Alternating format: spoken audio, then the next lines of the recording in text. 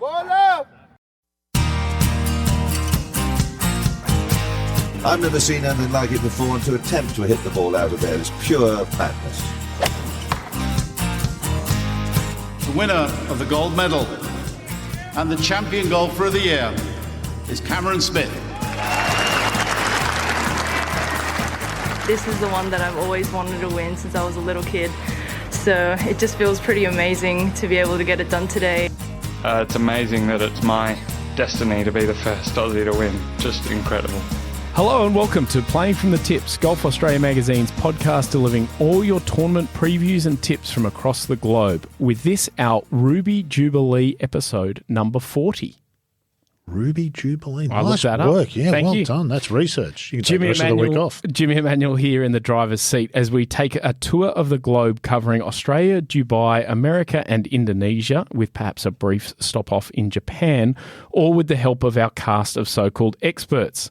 Let's meet them now. And first is one of Australia's most recent mature age students and long-time mature age podcaster and golf columnist, Rod Murray. For someone as immature as me, that's just incongruous, isn't it? That's right. That I could be mature age anything.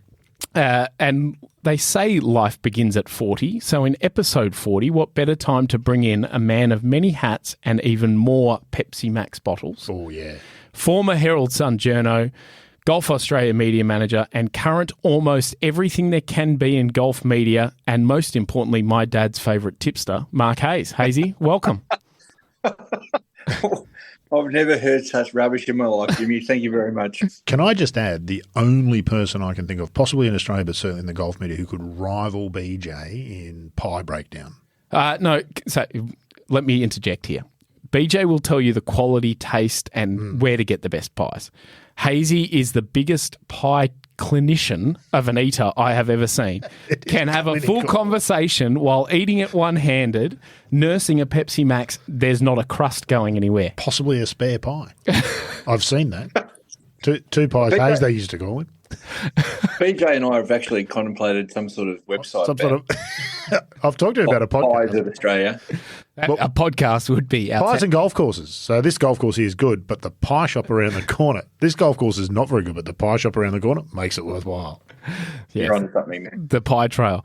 Before we dive into this week's golf action, a bit of reflection on last week's action. Rod, any highlights for you? Camillo. Look, it was great to see the golf in Australia. The seniors was fabulous at Richmond. You did a terrific job on the commentary, I've got to say. Again, Jimmy, the Super Sixes was exciting. It was almost, we were in this situation where we couldn't watch all the golf in Australia because there was too much on, which is a nice place to be.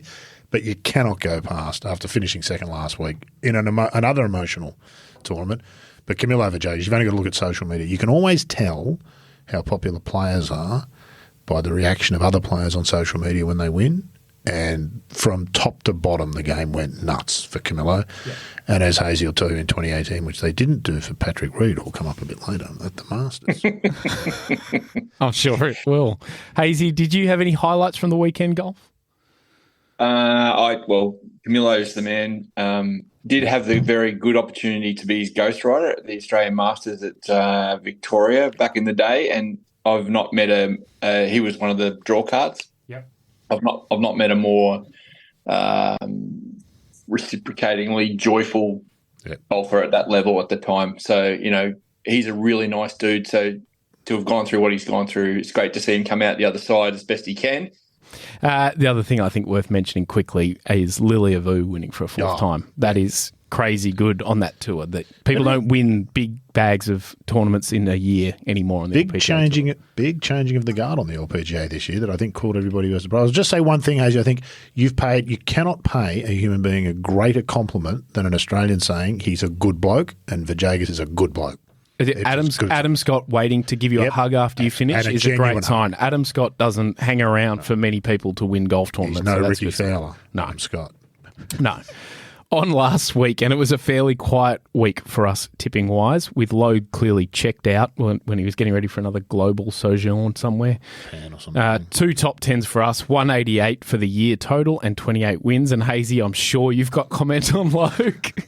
Well, I did listen to last week's, and I did want to just reiterate some of the fashion choices of A. Logue at Royal Melbourne. The word on the street was beekeeper chic. Yeah. Oh, yeah. That's pretty good. Yeah. Would that just be sheep keeper? Yeah. Is that what you've done there, sheep keeper? Well, then someone else told me it was a cross between a beekeeper and Robert Irwin, so I wasn't really sure where we were going. So beekeeper, the clear winner here. That's the theme that's coming through, isn't it? Oh yeah, no, it's it'd be remiss of me to sort of let that sort of gold sort of slide through the pan. He arrived on the ground at Royal Melbourne with the great Jimmy Nichols from the now WPGA Tour, and it was a sight to behold. The two of them striding in side by side. It was almost highlight of the tournament. You labelled it a safari suit, did you not? I said safari suit, which is Robert Irwin. Yeah. So we're all in the same family here. We're all beating from the same drum. One last thing before we go on, I'd like to get your thoughts on this, Hazy. This is nowhere near as much time. We lost Patrick Smith this week, one of Australia's great journos, great golf writer, predominantly a great AFL writer. I think you're in Melbourne. You would have known him better than any of us. Sad day for all of us in the press, I think. Yeah, not too many people moved the needle in the way that Patrick did. He had absolutely no fear. Asked for no favours, got none in return, told it like it is, improved a lot of the things that he addressed in his columns in all sports. Loved his golf, would drive from Melbourne to Sydney even when the Australian wasn't paying him to do it, to be at the Australian Open. Ripping bloke. Very big loss to journalism in Australia. Not many people write that well anymore. I looked up acerbic in the dictionary and there was a picture of him right there. Yeah. I think that was... I remember going to cover a few of my earliest Australian Opens and watching him put on a clinic and a press conference, and then every journo gathering around to read his story the next day posted on the wall. Nobody does that. Just the kahunas to front into the media centre the next day. I mean, after some of the things he wrote, that he had the gall to turn up was just outstanding. He's just everything a journo should be. Great bloke. Absolutely, and even more so, Rod, because he is hard-ass as he was in terms of dealing with issues that he perceived. If a young whippersnapper of a journo would wander up to him, he'd be the nicest bloke and give you all the thoughts and time of the day you could ask for. Yeah. So, everything. Great. Everything. I had some time with him in that exact same situation. He was so nice to me and very giving, so a great guy. Let's jump into this week ahead. And first, the Challenger PGA Tour of Australasia continues its run up to the big ones with this week's Vic PGA Championship at Moonah Links, another tournament with a long history and a magnificent honour roll, including the likes of Senior, Davis, Lanny Watkins, Thompson and Pickworth. This is now played in a Pro-Am format across both the Legends and Open courses of Moonah Links. Hazy, you're our resident Victorian. What can you tell me about Moonah Links? Well, this is the course that Peter Thompson, the late great five-time, was happy to describe as his magnum opus. This was everything that he'd learned. The quote when it opened for the first Australian Open was from him, "This is the sum total of my experiences and observations over a lifetime of playing on the supposed best courses of the world." So for someone who's got his resume, that's a pretty amazing thing. If you haven't had the chance to ever get to Moonah Links, when you park the car and walk up through the clubhouse and look out over the open course, it is a spectacular piece of land. There aren't many equal to it, to be honest, in Australian golf. Is it the best course? No, it's not. But the property that it's on, and I would say the minimalistic impact of his diggers, etc., on a superb piece of land is extraordinary. Please don't take this the wrong way. I don't liken it to Muirfield in any sense, but it has the same sense of no two holes playing in the same direction. You have to confront every type of wind, which will happen at some stage. Every day you'll get a nasty wind whipping across this beautiful Mornington Peninsula property. It's an extraordinary – it's a beast. It's very long. Not sure they'll play it off the tips. I think it's around 6,800 metres still from memory. It's got an amazing – honour roll, as you say, not only in terms of Australian Opens and this event, but also in the old, what was it called, the Moonah Classic day. The Moonah Classic, yeah. I got in one of my deepest piles of how do I talk to this winner next time I see him moments down there one day. I called Jim Herman Ginger Megs. When he won in 2010, didn't take too kindly to that. The bloke, he thought a freckly cartoon character was not becoming of a nationwide tour winner. So anyway, we'll deal with that and we moved on. And another winner, friend of the pod, Ewan Porter, who at that time was sporting the Canterbury undershirt, undersleeves, the spiked up hair and the Nick Hent visor and some sub 70 trousers. And it is one of the worst looks of what you'd ever want to have for the highlight of your career. On the upside, might have been some of the best golf ever played in this country. That was incredible. Outrageous. Yeah, that's incredible. Extraordinary golf. But that's too nice to talk about Ewan positively, so we'll move on from there. In terms of players this week, there's a few of the regulars missing with European or DP World Tour Q School wrapping up, but plenty of winners from this season and last and standouts to watch, including reigning Order of Merit champion David Micheluzzi is back. Last week's winner, Kerry Mountcastle from New Zealand, on a magnificent weekend for New Zealand golf last week, by the way. And shout out to Ben Campbell, who's one of the absolute best guys in golf. Hell of a finish on the Hong Kong Open. Jared Felton, two-time winner this season, Austin Batista, as well as some of the new era pros in Kazuma Kobori and Jeff Guan, worth watching, as well as defending champion Bendigo's Andrew Martin. Let's get some tips from the group. Hazy, you're the guest. Well, I think Mika deserves to start favourite in every tournament that he plays at this level. But having said that, I'm not going to tip him. I like Brett Coletta. He was prominent here last year. Always plays well when he sleeps near his own bed as well, or hopefully in his own bed. What are you suggesting? If he sleeps just near his bed, he's probably in a bit of an issue. Some of you very. I do like Dimi Papadopoulos, and you mentioned Andy Martin there, who that was one of the great playoffs in Australian golf last year. Yep. Because he comparatively to Lincoln Tai can't hit it over a jam tin, and to hold his own on one of the most beastly holes in Australian golf was extraordinary. So I still fancy his chances, and I can't believe you mentioned the guy I think is going to win, Jimmy. It was very good research from you to pick Kazuma Kobori. This guy is my pick. He's got a great record in Australia, even as an amateur. He's got a good record in Victoria. He was the low individual scorer at the Eisenhower Trophy last year. He's got it all going on. His sister won the New South Wales Women's Open last year, earlier this year, actually. Yes. Great sort of interaction with Australia, very at home here, and he's a star of the future, absolute star of the future, and I think this might be his breakout, so Kazuma Kobori. Nice pick. Also, another little link that Kerry Mountcastle, who won last week, is Momoka Kobori's boyfriend. So there you go. Fact. There you go. Yeah. A little incestuous, really, isn't it? Yeah. Kiwis. Okay. There goes the New Zealand market. I'm going to go on the names you mentioned. Jared Felton. I like the way his game is going. I like the fact that he contended last week. That's a difficult format to perform well in, and he did that. He's playing well this year, and he's kind of got that look about him this year, I think. He's about ready to finally deliver on his promise. I also had Jared Felton on my list. I think he's particularly fired up. I'd like to take some credit for his firing up. Good work. Because I've told him that with his impending marriage to Hannah Green, that typically when two golfers get married, the better player keeps their surname and the other player takes their surname. So I suggested that Jared Green was going to be on leaderboards next year, and Jared hasn't taken too kindly to that suggestion of mine. Felton Green. Felton Green. Very good. So good luck to Jared. And it is all a joke. Good luck to you next time you're out on course commentating. Yeah, that's right. Jared is one of the guys I get along with very well, but maybe not anymore.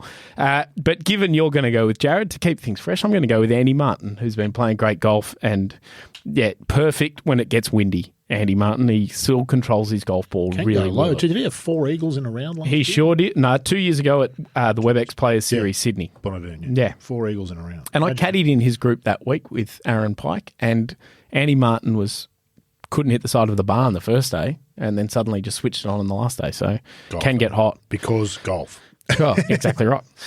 Rod, we're going to turn to you now, and we're going to hear all about the DP World Tour's finale at the imaginatively named DP World Tour Championship. Where do they come up with this stuff? Clues in the title, isn't it? Yeah. You won't hear all about it, but you'll hear enough about it to keep you interested. Top 50 players from the year, so you know it's a good field. Rory and John Rahm are going to be the headliners, so they're going to get all of the attention, as they should. That's not a surprise. It actually falls off reasonably quickly in terms of high-profile international players from there, but that would be suggesting that the DP World Tour players aren't as capable as their PGA Tour counterparts. They are. They just don't get the coverage. So we'll see that when the top 10 go to the PGA Tour after the end of this year. So this week, well, actually, just before we do that, is anybody grabbed by any of the season-long points? We've got another one this week with the CME, the FedEx Cup. Does the season-long thing do anything for fans, Jimmy? See, it's good for players and sponsors. I think here, with now the 3 spots in Europe for guys trying to make their way into bigger stages, it has some real interest. That order of merit, and now it's a points race. For your full golf nerd, has some genuine interest. DP This World level? Tour. 50 millionaires. I mean, Rory's already got the title. Yeah, he's already won it, so this year's a bit of a dud in that sense. I do get excited for this a little bit because the trophy is that big scepter thing, and it's always funny to watch them try and pose with that. The LPGA, when they used to give them the box of cash, I was into that one. What do you reckon, Hazy? You've covered lots of different sports too. This season-long thing, it works in some things. They stole this from NASCAR. NASCAR, it seems to work apparently really well. Just doesn't in team sports, I can see it, but I just don't see it in golf. It doesn't grab, I don't think. Yeah, I actually quite like this course as a spectator course, and we've known it for so long now that it's sort of one of those ones you look forward to, and I always enjoy watching the good European players play. So, The tournament, yes, but the points I list couldn't care less about top 50 and season-long and who's done. Know who's done best. That's what the money list's for. Care less about that. That's right. That's what the money list's for. We might all be jaded. Oh. Welcome to the club, Jimmy. I'll come to Jada when we get to the US tour. Yeah. All right, top 50 from the year, as I said, so it's going to be a good week. There's 2 Greg Norman courses in play this week, the LPGA one, which we'll come to later, and this one, the Earth course at Jumeirah Estates, purpose-built for this event. This is what they say about this thing. They brag about this sort of stuff with it, which I don't like. The course was finished in 2008. The tournament was going to be played for the first time in 2009. So they kept the course closed for a year. Nobody had a golf shot on it, so that the very first shot would be the first shot of the tournament. What? Why? Don't do that. Having said that, the finish to this course is what makes it. And it's probably what sticks in your mind. He's got that restart. That par 5 last hole. There's been some amazing stuff happening. That Stenson 3-wood that we hit it to about 6 inches. It was just incredible stuff. So it's always a highlight of a finish. Because of the nature of the course and the players, the scoring's pretty good. You're going to get a good finish. The course itself's not particularly interesting in any way. This event's really about the players. Rahm and Rory, like I said, they're going to dominate the headlines. There will be, and there's some DP World Tour regulars that I think would like to upstage these high-profile guys this week. I think they've got a chance. Not much for one, particularly with Rahm, but they've got a chance. I'm thinking particularly of Meronk and Ryan Fox, who to me have always been 2 super talented golfers who this year have found confidence. The final piece of the they're both playing a different game this year with all the same tools. Yeah. And so I like both of them to like the idea of stepping up this week. Ball strikers venue as well, and both of those two are elite in that category. Exactly, and Ryan is long. Minwoo's the other one that I like this week because he's a bit more inconsistent, but he loves the big stage. He's a hooligan at heart, loves nothing more than being the centre of attention, and this is a big event. It's got a big event feel.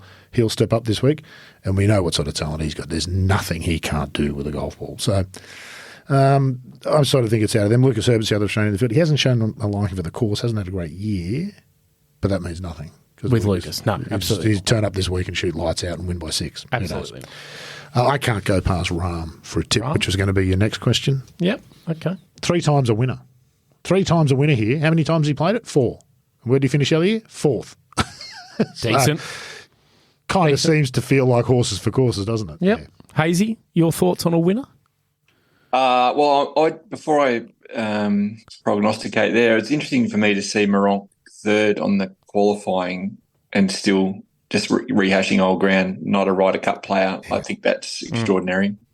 Agreed. Winning team, though, you can't complain, Hazy. Luke Donald just says to you, in your face, he won. So that's true. He got it right. Matt Fitzpatrick has won here a couple of times. Tyrrell Hatton's had a couple of runner-up finishes here. I think you can make a case for either of them, but I'm just rolling with good old Aussie bias, and Minwoo's my man. I've written down exactly what you said, Rod, the big stage, and this is his final coming out party on the world stage if he wins this. Yeah. He's a legitimate player. He's a legitimate chance this week. There's absolutely. No legitimate chance. I am going with the man that Hazy, I think, rightfully points out still has an absolute bee in his bonnet about the Ryder Cup. I think Adrian Meronk is going to take the chance at the European Tour's biggest event to go, you missed out on me. and he is an absolute flusher, and that he will play this golf course very, very well. His confidence is sky high. Point to prove. Rahm, I think, will be there or thereabouts, but he's kind of, I think, enjoying a bit of an off-season already. He's kind of cooling down, and it's a quality field. I'd expect Rory to play quite well after the quotes that came out from the Paul Kimmage piece in the Irish Independent. That was only part one. That's pretty extreme stuff in there. Some good stuff. I love that, and I love that he sits down every year with Paul Kimmage and does that. Yeah, but it's fantastic. It's always terrific stuff. It's almost worth paying the subscription fee for a month to read it. Yeah, it's also great that Shane Lowry gets in there, and you get a bit of an idea into how those two would be as a fighting duo and just how it would go down. The problem with Rory, I thought about Rory, but for me, so he's put the new driver in play this week. I saw him quoted as saying, because, I've already won the thing, so, it's a good week to test some stuff out. Doesn't mean he can't win it, but that's a player that's kind of going, my year's kind of done. Yeah. See if this driver works. If that works, have a good feed each night. Maybe stay up late and watch a bit of TV. Yeah. Good luck. I do like the concept, Jimmy, of your man Moronk using a $20 gajillion tournament to build up for his title defence at the Australian Open. Yeah, absolutely. Yeah. He's a man you will know well, Hazy. Marco Monteverde of News Corp could be the biggest Adrian Moronk fan in the world. He's been texting me all week about the man he says Moronk about. It is magnificent stuff. It is brilliant. Shout out Marco if you're listening. Shout out Moronk. He was fabulous last year. He was fabulous last year, yeah. Rod, you're at the plate again, this time with another season ender at the CME Group Tour Championship. I hope we might get a little bit of a CME Group sponsor watch. Sponsor watch indeed. I've opened with it. CME, this is how they describe themselves, the world's leading derivatives marketplace. Now, they are all words, but I don't understand them in that order, and so I'm just going to leave it there. Nice. No idea what that means. Long-time sponsor of Sarah Kemp, so that means I'm right behind them. Absolutely. So if you're looking for leading derivatives, Hazy, get around CME Group. Look, it's clearly a lucrative business, this derivatives marketplace caper, because it's the biggest winner's check in the game. $7 million person. The winner walks away with $2 million as of last year. Nice. So it's bigger than any of the majors. It's not the biggest purse, but it's the biggest winner's check. So they'll be plenty motivated this week. None of the top 60 are taking the week off. I'll give you the tip. Before we come to who is playing, though, let's talk about who's not, which is the defending champion, Lydia Ko. Did not make the field. Didn't finish in fact, she finished 101st. Technically loses her card. Crazy. Except for exemptions from everything Winning she's done before. Yeah. And I just wonder, is the game a danger of losing Lydia Ko like we did Lorena Ochoa, what felt like prematurely? She said when she was 17 and the world's number one that she was going to retire at 30 and be a psychologist. Well, when you're 17, 30 seems like forever away. She's only 26, but I wonder whether there's only going to go two ways for Lydia after a year like this year. That is incredibly disappointing for a player of her caliber. At her worst, she shouldn't be finishing outside the top 100. There's only two ways this can go. She's either going to go, you know what, I've had enough, or she's going to redouble efforts and next year we'll see something pretty special. But I hope the game doesn't lose the genius that is Lydia Ko before her 30th birthday. That would be tragic. She's doubled down on the I'm going to be finished early in more recent times. I wonder where you find that motivation to keep going when not only everything she's done and she has an end in sight, but we spoke about it on one podcast a little while ago, whichever one it was, about her new husband is far richer than her too. She's going all right, and she's going pretty good. So there's that. The motivation is hard to come by. I noticed that with the Legends guy last week. You talked to them about the motivations to keep doing things. A lot of them is they don't know anything different. They don't know how to do anything different. And what else are you going to do? As Pete Lonard said to me, may as well make my daughter realise that I'm not a garbage man, that I actually am good at something. So it's a unique situation for Lydia, and it's been amazing to see her only getting fields into the Asia swing, which is limited fields on invites. When she was defending champion, she had to invite to get in the tournament. It's amazing to think that she's not there. I think one of only a couple of dual winners of this event. So, it's extraordinary that she's not there. I'm sure she'll bounce back. She's too good a player not to. Well, it's either or, isn't it, Hazy? She's either going to say I've had enough and hang them up, or she's going to say, right, I'm not going out on that note. That's a real kick in the pants for a player of her caliber. She cannot be anything but incredibly disappointed with that. That's just no good at all. All right, enough about who's not there. Let's talk about who is. First, a bit about the course. This event's played at the Tiburon Gold course in Florida, one of 2 18-hole courses at the Tiburon Club, which means in Spanish, what do you reckon, Jimmy? Tiburon. Shark. Shark. Designed by? Shark. Shark. Humility always top of the list with Norman. Always. Yeah, so designed by the Shark. The LPGAs have generally found this one to their liking, winning scores hovering between 15, 20 under, 20-something under most years. No surprise when you consider the calibre of the field. It's the best 60 players each year, so they're kind of in form going on there. Big greens, lots of undulation, almost no rough. This is where Jin Young Ko hit 63 consecutive greens. Now, they've got to be big to do that, but that is still mind-boggling. 2 years ago, 63 greens. I haven't hit 63 greens in my golf life. Just extraordinary. So, look, you'll see some good golf, interesting golf, and especially around the greens. Lots of short grass around this golf course, which is always more interesting when you get around the greens, so you'll be looking forward to watching that. This one, again, is really about the players. Lilia Vu, clearly player of the moment. Celine Boutier has been plenty impressive in 2023 as well. Those two will certainly expect to be in it at the end. Boutier been here twice, tied third and tied 10th the last year. Lilia Vu, only her second time here. Tied 30th last year, but that was the old Lilia Vu. Yeah, different story. This is a totally different golfer that we've seen this year. And I'm frankly surprised. I was surprised when she won the first one of the year, and I thought that's terrific and it's a nice story, but you wouldn't see her again this year. She's done nothing but step up ever since. Just extraordinary. So Nelly Corder shown a lot of liking for this course. She hasn't won this year, and she will be very motivated. She's been here 6 times, had 5 top 10s. So if it's going to happen, it's got to be this week, and I wouldn't be necessarily surprised. Not been a happy hunting ground for Australians generally, never been an Australian winner. We've got 5 chances this week, so it's in the realms of possibility. Minjee Lee probably the best hope. Never count out Hannah Green. We also have Grace Kim, Steph Kiriako, and Sarah Kemp getting a start for the first time in her career. So a special shout-out to Kempy, who really has had a late career bloom in 2023. Played some terrific golf. She was on good, I think, before the teams. Before she was on this one. It was on Playing from the Tips, or one of them. She was on one of our podcasts. Yeah, she was terrific. And she was saying herself that it was the best golf she'd played in her life. So good luck to her. And she's one of the really good people in golf. So best of luck to her this week. I don't think she's going to win, but excellent effort to get there. Bit of a sleeper chance for the Australian Open, Sarah Kemp, by the way. And wouldn't it be lovely to see her finish her career with an Australian Open? Absolutely. It really would. One of the big ones here in Australia would be fabulous to see her get one, because she's such a great supporter of Australian golf. She's a great supporter of Australia. She really is terrific. So, yeah, best of luck. And Steph Kiriako getting in there. Congratulations to her. Yeah, that was a last-minute thing. She only got through on last week. Yeah. I really like Steph. Steph's going to be a Mickelson-type player. She'll just bob up and win 6 or 7 times, and then she'll shoot 4 80s in the next 6 weeks, and then she'll just bob up and win again. Yep. She's terrific to watch. Really good. Absolutely. Let's get some tips then. Hazy, do you want to lead the batting? Yeah, I just want to reiterate, I think 5 Aussies in 60 strong field is an amazing, sign of our strength in women's golf. Yep. And 4 of the 5 first-name players. Grace, Hannah, Minjee, people know who you're talking about, Steph. Sarah Kemp's probably not in that. Kempy. But Kempy gets her across the line, for sure. And I think that really does say something. It does, absolutely.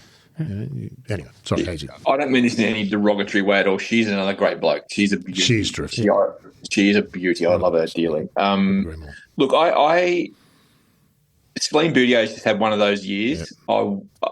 I can't sort of completely rule her out here, but I just feel like she's not going to win it this week. I can see Jin Young Ko in the finish, as much as I'd like to see Minjee in the finish, but I think they're going to get overrun by Brooke Henderson. I think she's had, I'm going to invent a new stat here, Jimmy, for you. She's had 3 top 7s. Can you have top 7s? She's had 3 top 7s here in the past 4 years. That's blackjack, 21. She wins. Take the lot. Last week she blew him off the park with the 62, but then threw in the dodgy 75 in the second round. And I think without that, we're not talking about Vu so much. We're talking about the Canadian, and I think she's the one to watch this week. That is some mathematical genius that Hazy's just given there. He's right. 75 is much worse than 62. And to have worked that out, Hazy. She's had problems with the short putting this year, hasn't she? She has, yeah. That's been the issue. She's been wearing glasses for the first time and has not been making short putts. And the great Brendan James was always convinced that Adam Scott didn't putt as well when he wore sunglasses. And that's why he putted better at the Masters when it was dark and he took his sunglasses off. Oh, there you go. So interesting theory. He's always got a theory. He's always got a theory. Always got a theory. And I don't know if you can see Hazy in stereo vision right now, but he's got glasses on and he's never made a putt either. So. I'd love to argue, but you've got me. I love that tip. It's a great tip. She's a great player. I really like Brooke. Yeah. She's one of my favourite golfers ever. I'm going with Ataya Titikin. Nice. She's got to win it. I've tipped her about 4 or 5 times this season. She hasn't won one yet, but she's got to, surely, at some point. Why not? Good player. I'm going with a bit of a smoky one, but it's not so much smoky. Rose Zhang. Yeah, okay. Big first win, first out. She's better than she's been playing, but she's been put too far on a pedestal. But she's the kind of player that at an event like this will come out and play well. Yeah.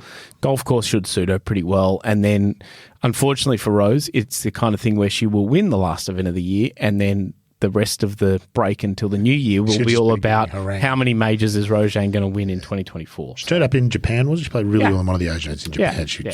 She finally showed. She's still learning how to be a professional golfer, and she will be learning for a couple of years yet. But she's not got the opportunity. Flashes of brilliant. She's not had the opportunity to do it away from the spotlight, which is a much easier way to do it when you're under the scrutiny that she is. It's just extraordinary. So, all right, there's 2 events. Rod, I just wanted to, before we leave that tournament, Jimmy, I just wanted to congratulate you on your improved Thai pronunciation since we last spoke on a podcast. That Titikum is outstanding. I'm a slow learner, but I do learn, Hazy. Impressive. 2 Unit A maths I did, and I got there in the end. Nice. Maths in the garden, we used to call it. I didn't do maths, so it's any wonder. I played golf with you, I know. It's not any wonder that the last time I caddied for Steph Bunky, she got disqualified for an incorrect scorecard. There you go. We stay in the United States and go a little northwest to Sea Island, Georgia. Home to many tour pros and the RSM Classic as the PGA Tour year reaches its close. And it's the end of the first ever FedEx Cup fall where players get their category sorted for next year. First and last, isn't it? Hazy's just yawned rather loudly there. Lost the will to live, Hazy. Another. Have you ever heard of such nonsense? The season ended. You heard this before from me, but the season ended with the FedEx Cup about 6 months ago, I reckon. And here we are, still playing this gibberish fall series that wrecks every other tour in the world. Thanks, USPGA. On the upside, Hazy, it's not the stupidest thing they do. That is the Handicap Tour Championship. That's by far the stupidest thing any golf tour in the world has ever done. Talk about jumping the shark, for God's sake. We got another 2-courser here. Yep. Yeah, it's the weaker 2 courses. Sea Island Resorts, Plantation and Seaside Layout sharing hosting duties. Tournament host Davis Love III, or DeFus, as my friends have always called him. That's what you get when you're from that area of the world. You're hard on the end of the name. What is it? DeFus. Never mind. Push along. His brother Mark, they redid the Plantation course a few years back to make it more like what Walter Travis originally put in the ground in the 20s, while Tom Fazio, a man you're probably a big fan of his work, I imagine. Not my favourite course architect. No. He's very popular with some, and he's done a lot of... He did the Seaside course at the turn of the century. Sponsor watch, RSM, effectively accountants, but not the local guy that helps us 3 freelancers make sense of things, someone on a bigger scale. I'm lost. They're accountants. Derivative, yeah. Okay. Yeah, something like that. Can I just say on Davis Love, I was staggered when I learned his son's name was Drew, not because his name was Drew. Quadruple, number 4. Because I thought his name was Andrew till I found out he was Davis Love IV, and so Drew was short for quadruple. And I did think to myself, only in America and possibly only in certain parts of America could that happen. Yep. Drew. Good Lord. Once again, quite surprisingly, but Ludwig Aubert is pretty much the headliner of a PGA Tour event, having just turned pro a little while ago. So that sort of says what you need to know about the field. But you got the locals like Open champion Brian Harmon, Zach Johnson, Keith Mitchell, Padraig Harrington, something of a surprise starter. Billy Horschel made the trip up from Florida. And then an Aussie contingent of Aaron Badley, Cam Percy, Harrison Endicott, and Jeff Ogilvie, who was over there for the Wishbone Ball in California and obviously decided to go and play one before he comes back and plays in Australia. What a life. I'll just hang around and play an $8 million golf tournament while I'm here on other business. It's not bad. Yeah. Goes all right, doesn't it? It goes all right. It's worth winning a major. Don't stay in school, kids. Get out there and practice. He gave me a lift in his gave me a lift in his car the other day, and I can tell you it is worth winning a major. He's Australian car. He's probably got a collection of them in America as well. The boot closes itself. It's very impressive. Let's get some thoughts on a player who might win. Hazy, let's go back to you first again because you're such a big fan of the tour at this time of year. You would have done so much research on this. Well, I mean, the obvious standout in terms of the PGA Tour's position on this sort of stuff is Austin Smotherman, because that's what they do to World Golf. So Austin Smotherman is my omen tip, but I can't really legitimately tip this bloke. He was a college teammate of Bryson DeChambeau. Did you know that, Jimmy? I did, Hazy, actually. He's nearly 6 feet, weighs just under 70 kilos, which is about you with a few pies and beverages on board on a Friday night. When he's got the full beard, he approaches it, Jimmy. But I can't legitimately tip him. But Smotherman, what a beautifully apt name for any fall series event. I'm going to go so deep here you wouldn't believe it, Jimmy. Not even you mentioned him in your rundown. I'm going to go for Fred Biondi. Oh, nice. Nice. Can I see your workings on that?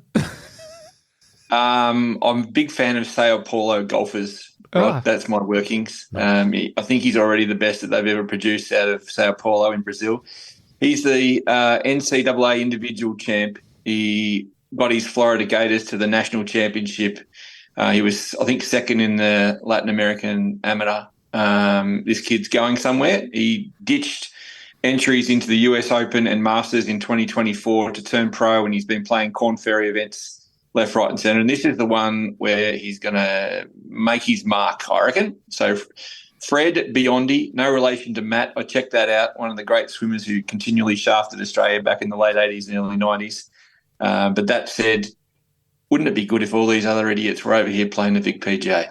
Just saying. Yeah, wouldn't it? Who was the last great Fred in golf? Fred Tate? Fred Couples. Fred Couples, of course. Oh, true. Yeah, there you go. A thought from you, Rod, a player? Well, because Logue's not here, and in honour of that, nobody's gone really left field yet. Yep. So I'm going to give that a crack, and I'm going to tip Kevin Kisner. Okay, nice. And I don't even know why. I just saw his name. You know what? There's a golfer I don't particularly like, so he's probably got a good chance this week. Nice. Okay, he has won here before. So yeah, he's had a shocking year though. He walked away for a little while because he was going that bad. I looked down his results. It was just cut. Yeah. You can't out left field me there though. Yeah, no. You've left the point of order. No, absolutely, I agree. I didn't know that when I obviously did my research, but yes, you've certainly out left fielded me there. Even Logue would be happy with that. I'll give you some left field here. This is not my tip, but it's notable that for the third time this season, we're going to have twins in the field. And that would be David and Maxwell Ford, who joined the Højgaard twins, and Pearson and Parker Cootie, who have all teed it up in the same event this year. And it's particularly pertinent given we've got the Hayes twins on the screen with two of Hazy on video. So there we go. There's my left field. And my tip is Matt Kuchar, who threw away that event in Mexico on the Saturday afternoon and is actually playing some good golf. So I think the word got out amongst the caddies in Mexico for Kuchar. They got on board and said, "Not you, sunshine. Never you." All right. Finally, let's close the events with the BNI Indonesian Masters presented by Tunas Niaga Energy. I'm guessing they're an energy company. They are an energy company. Staggering. And BNI Fishing energy. Bank, Indonesian bank. is the Indonesian bank, yeah. Correct. I think it's open to BNI in French. Open to BNI. No, because the Masters, it's not an open. Oh, sorry. Yeah. I don't know what Masters is in French, so we can't do it. But there is almost a little French thing here with it's at Royal Jakarta Golf Club because there's an E on the Royal. Nice. Has it got one of those omelettes over it? There is no omelette, no frittata, frittata, no omelette, no quiche. I figured we would let the club's website describe the course. Okay. It does as follows. Explore Jakarta's jewel in the city. The Royal Jakarta Golf Club, introduced as one of 5 great new golf courses in Asia. It's a masterpiece of renowned golf course landscape architect from the US, Robert Moore Jr. That's one sentence. So I'm not going to keep going because I'm out of breath. Look, we'll pass the hat round and we'll send some punctuation over to the website. You've got a bit of water, you've got a bit of bunkering, you've got Sea Isle Supreme Pas Palem as the grass everywhere. It's actually a pretty good golf. I was going to say it's always been not bad. It's always had good players go and play it. This week is quite a good field. You've got quite a few live names: James Piot, Thomas Peters, Anaban Lahiri, and the favourite golfer of this week's guest, Patrick Reed, who we may not reach for comment, Mark Hayes, because we might keep I'm guessing off Hayes Larry Clayman's list of emails. I'm guessing Hazy's the only one who hasn't tipped him. He's the only player to tip when Hazy's on the show. There's also a strong Aussie presence with Asia Pacific Amateur winner Jasper Stubbs, Big Travis Smythe, Tom Power-Horan, Scott Hend, Wade Ormsby, Zach Murray, Marcus Fraser, and a few more. But can I encourage everyone to get around my man from the AAC, Indonesia's own Randy Bintang, or as I like to call him, the Tang Man. Go the Tang Man. I can't believe that you've got that written down, because I've written here it's like the two blokes write stuff down. It's like Monty Python's silly election. Yeah. Randy Abinata M Bintang. Yes. Silly party. I think you guys haven't ever seen that, but you've got to go and watch it now. The silly election, Monty Python. That is one of the great names, Randy Bintang. I love him already. So during the AAC, I was tasked with doing quick quotes for Southeast Asia, and I took the Southeast Asian boys under my wing, and it was my absolute pleasure. And the Tang Man was the one I had everyone on. He played in the final group on the Saturday and had 87, I think, and everyone asked me what happened to Randy. So we had a fourth round debrief on the camera, and he uttered the greatest quote I think I've heard in my career when I said, will you come back and play the AAC next year? And he just looked me dead in the eye and said, I will get my revenge next year. You got to love that sort of grit. You got to love it. There's a kid that's going places. That's right. All right. With all of that aside, let's get some tips from everyone. Rod, you can start us this time. Patrick Reed, you have to tip Reed. You've got to tip Reed when Hazy's on the show. You can't not. Hazy. Sorry, mate. How's his ethics teaching in Asia going, do you reckon? Just out of curiosity. I don't think he's been attending classes. He's been dealing with his lawyer. I've been getting a lot of emails. I've been getting a lot of emails from Larry Clayman the last week. Did he have some sort of small victory in court, Clayman? I think they tried to get it thrown out, and it couldn't get thrown out. Whoever he was trying to sue this time, I don't know. Did you guys have you guys commented in some forum that I've missed about him going to Asia to teach kids ethics about golf? Have you actually had that discussion? No, I didn't know that it happened. He was staggering. Who asked him to do that? He was asked last week what his one of his goals in Asia was going to be, and it was to teach morals. I think was the actual word. Golf teaches morals, and I'm here to help the kid with these sort of things. I nearly gagged. Double down culture is alive and well. Double down. Wow, unbelievable, extraordinary. Anyway, I know this is a relatively short podcast, so I cannot talk about Patrick Reed. It'll blow the whole budget. So yes. I'm out with him. I think if he plays to his capacity, Thomas Peters is the winner, but I'm not going to tip him. I would really like Douglas Klein. Dougie, yeah. From Queensland, a protege of a friend of mine, Wayne Roster, and he's got a very sharp hairstyle, Dougie. He's going better in recent weeks, and I think this is a good opportunity, even if he doesn't win, to sort of establish himself in the region pretty well. But I am going to go for a bloke you did reference a while back, Anaban Lahiri. Got down to 40 in the world rankings about a decade ago. Ballooned out. He was gone for all money about 3 or 4 years ago, and he managed to get it back down to 70-odd before Liv whisked him away. He's a massive cricket fan. India's a moral to win the World Cup this weekend, and I reckon it's going to be an Indian double, Lahiri and India. Nice. I'm going to go with Andy Ogletree, who locked in his live spot last week and is seriously on a road to being a very impressive player. He's done some very, very good things since he had that first last place finish in live and everyone made fun of him. So good luck to Andy next year. That will just about do it for episode 40. Rod, I think you've got a day off from school today. I've got a day off from school today, but it's all right. I've got major amounts of work to do here, so I'll do that. Beautiful. Hazy, it has been an absolute pleasure to have you. Your beekeeping suit is in the mail.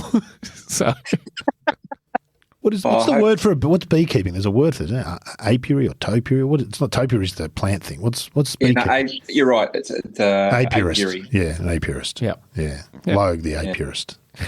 That's nice. You can get this podcast internationally, so hopefully he's going to listen. Oh, I hope he does listen because he should. And he should just reflect on what he wears. Yeah. Beautiful. You can follow all of these events on the Golf Australia magazine website, golfaustralia.com.au. And from Thursday this week, you can pick up a copy of the latest issue of Golf Australia magazine, the December issue with Cam Smith on the cover with previews of the Aussie PGA and Aussie Open inside. There's also an annual Christmas gift guide, chat with Grace Kim, and Mike Clayton on the future of Australian golf. Ooh, that'll be interesting. Always worth reading Mike Clayton. Want to go back to the gift guide? Buy the magazine and leave it open to those pages in front of the non-golfing family, because on Christmas Day, No Laying Up will do the thread again of the rubbish golf gifts that non-golfers, the things that non-golfers think golfers. This is why public golf's in a mess. Non-golfers have no understanding about the game at all. Leave it open, get yourself a proper gift. Don't leave yourself open to getting one of those No Laying Up. Very wise advice. Thank you for listening, and we will be back next week on Playing from the Tips.